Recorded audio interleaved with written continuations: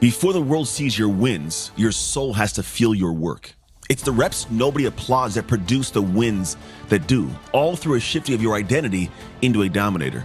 This is all done in the dark every single day. So let me be your guide as I welcome you to this episode of the Dark Work Daily.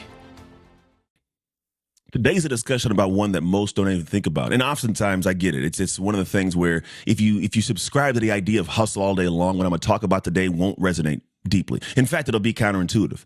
But I believe that escape can be and often is a requirement for a lot of us. I'm a go-getter, man. I get after it. And to be honest, you don't usually see this version of me out in public.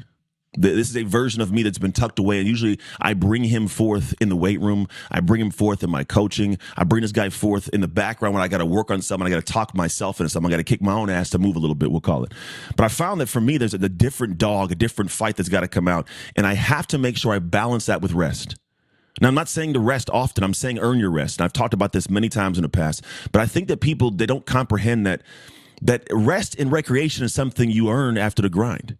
Not something that you do to entice yourself or give yourself ease. Like, I'm not a big fan of this idea that, if it's difficult and it's hard, that's just the universe telling you it's not for you. Bull. Like, that's not even remotely close. It's like saying that, well, the weight room, when the weights are heavy, just means the weights aren't for you. If you want to be stronger, lift heavy weight.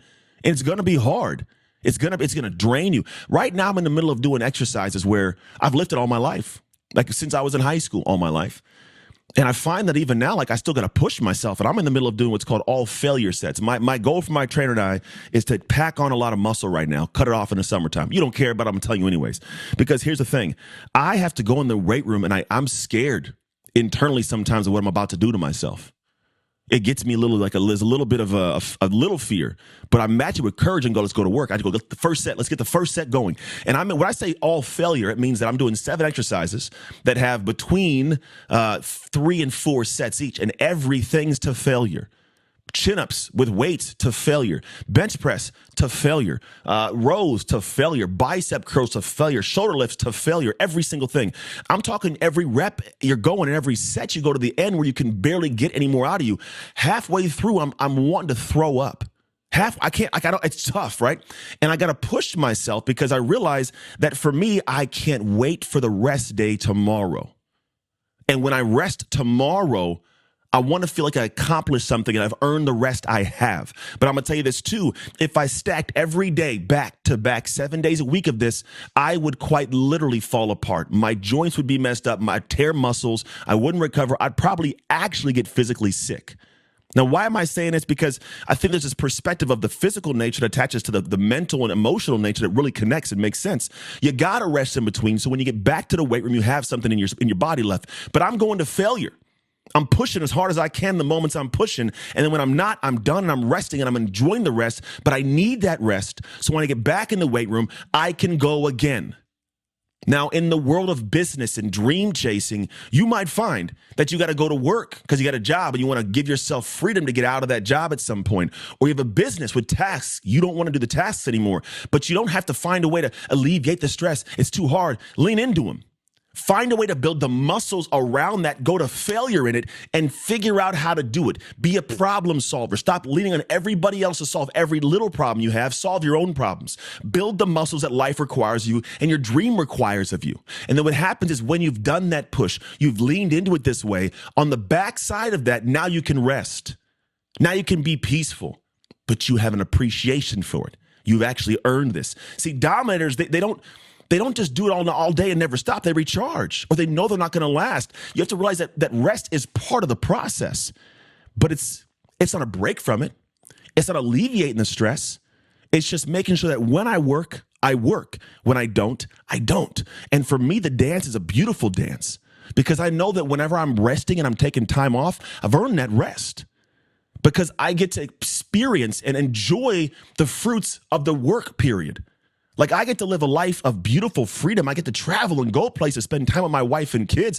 That is not an accident. I get to have that free time and enjoy it because of how hard I work when it's work time, how much I lean in on work days. I don't shortcut stuff. I don't understand the idea of giving less than your best. It doesn't compute to me in how I function.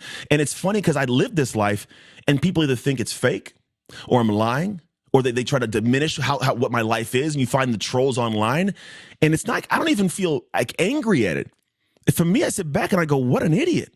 You're looking at someone living a life with things that you might actually want, and what you do is you find a way to staple it and put a stamp of stupidness on it, a stamp of disapproval. And then here's the truth. Then you'll never have that thing. The thing you want because somebody else has it and you don't like them, you don't want to feel bad about yourself, you put a stamp of stupid on it. Guess what you won't tell yourself to do subconsciously? To be stupid. So you won't have that thing. But for me, I can have that thing, enjoy that thing because I've earned it. And I don't feel bad about having it, not even a little bit, because I did what I was supposed to do when I knew I was supposed to do it. The same way everyone's told the exact same thing, but few will lean into it. And the way you do it is you give your soul to the time you work and your soul to the time you rest, because it's the way you can actually walk the path and smell the roses at the exact same time.